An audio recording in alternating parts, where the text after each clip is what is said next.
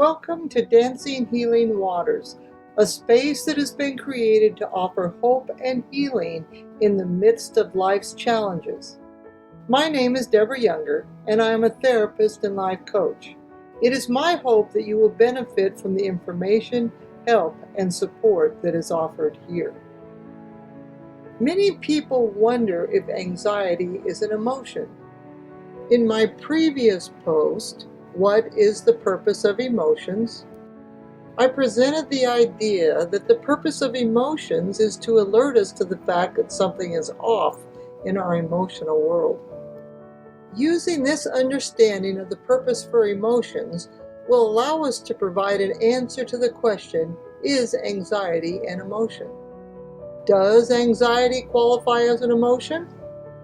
One definition for anxiety is, quote, apprehensive uneasiness or nervousness, usually over an impending or anticipated ill, a state of being anxious, end quote. Using our stated definition for an emotion, anxiety would qualify as being an emotion, because the purpose of anxiety is to alert us to the fact that something is off in our emotional world. Anxiety, like many other emotions, can be both bad, toxic, and good, healthy.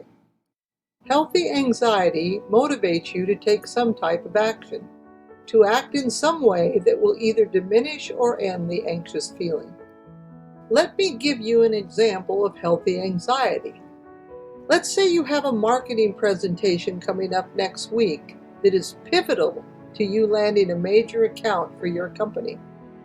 It would be totally appropriate and expected that you would be feeling some anxiety about this.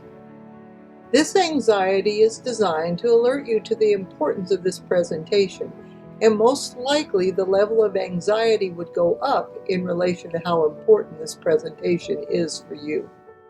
So, you're feeling anxious. Now what? Most likely your answer would be to take the time to work on your presentation, to make it the best presentation you can. Once you have done that and you feel confident in your preparation for the presentation, what do you think would happen to your anxiety? I would suggest that at a minimum it would decrease significantly and might even have resolved itself. Now you give your presentation and you ace it. Was the anxiety you experienced worth it?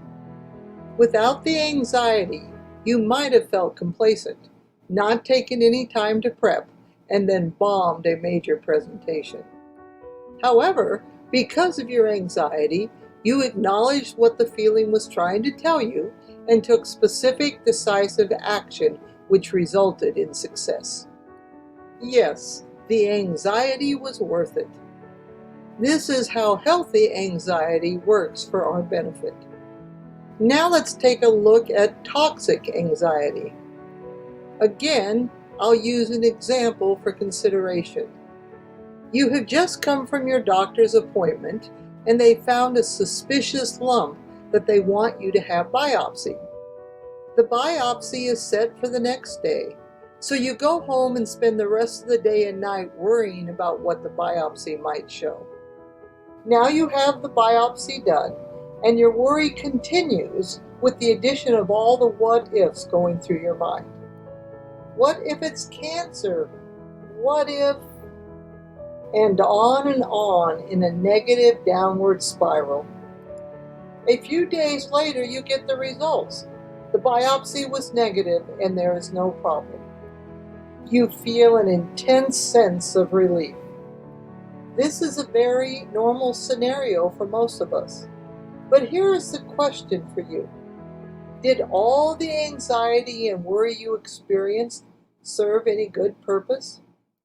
No matter how much you worried and played the what-if game, did it lead you to being able to take any action about the situation? The answer, obviously, is no. You had absolutely no way whatsoever to control or change the outcome of the biopsy. This is why toxic anxiety is so bad for us. This type of anxiety takes both a physical Yes, I said physical and emotional toll on us and serves no purpose. Remember that the test was negative, so all that energy was wasted. Energy that could have been spent in a lot of better ways. But, you say, what if the result had been positive? It doesn't change what I've said. You had no control over the outcome, good or bad. Your goal would be to wait until you had a definitive answer. If it was negative, you didn't waste all that physical and emotional energy for no reason. If it was positive, then you can take some action to address some aspects of the worry, which is healthy. So how do you handle toxic anxiety? The truthful answer is the best you can.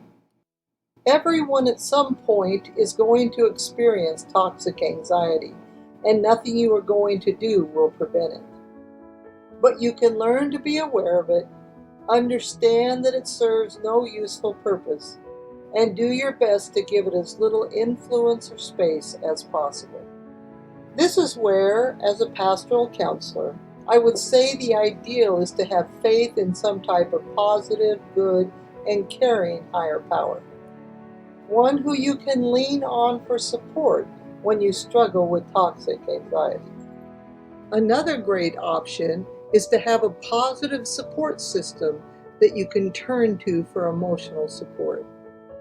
An additional option is to learn skills for managing toxic anxiety when it does occur, and that will be the topic of another post. In this article, I have asked the question, is anxiety an emotion? And as I believe has been demonstrated, the answer is most definitely a yes. It is an emotion that, like all emotions, serves the purpose of alerting us to problems in our lives, and it has both its positive and negative sides. So, when you're experiencing healthy anxiety, embrace it for the gift it is and use it to better manage your life. However, when you're experiencing toxic anxiety, acknowledge it for what it is and try to give it as little space in your life as you can. In my next post, I will address the question, is anxiety fear? I want to thank you for joining me today. My hope is that you found the information presented to be both informative and helpful. I would again invite you to leave me any questions or feedback you might have in the comments section below. And if you have any ideas for topics you might like me to address in the future, please share them.